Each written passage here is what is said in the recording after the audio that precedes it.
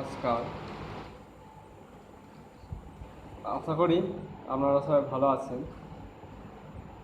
তা আজকে আবার চলে এসেছি আবার একটা ভিডিও নিয়ে। তা খুব মনোযোগ করে শুনবেন, আশা করি ভিডিওটা সবারই ভালো লাগবে। তা আপনারা আমার পাশে আছেন, অসংখ্য ধন্যবাদ আপনাদেরকে। খুবই ভালো লাগছে আমাকে সাপোর্ট করার জন্য। তা আজকে বিষয় হচ্ছে যে মানুষ কীভাবে চিন্তা ভাবনা থেকে মুক্ত আসবে, কীভাবে নানা দুঃখ কষ্ট থেকে ভালো থাকবে।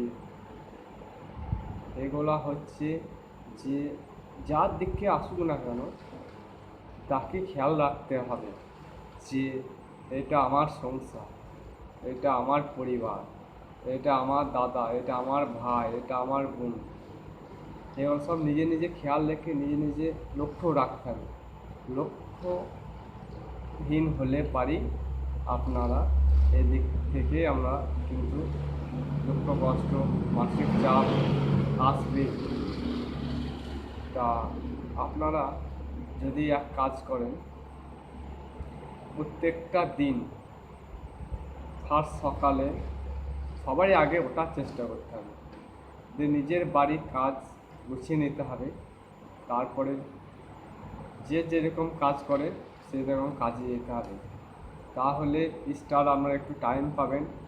আবার যখন চিন্তা ভাবনা মাথায় আসবে তখন একটু বসে চিনতে ভাবনা একটু সময় পাবেন, তখনই কিন্তু আপনাদের এই চাপটা কিন্তু আসবে না। হ্যাঁ, আর একটা কথা যে আপনারা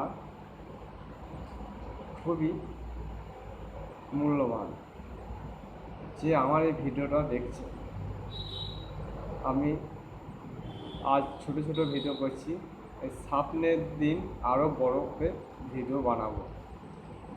হ্যাঁ, আমার কথাগুলো যুক্তি পরামর্শগুলো একটু ভালো করে শুনুন।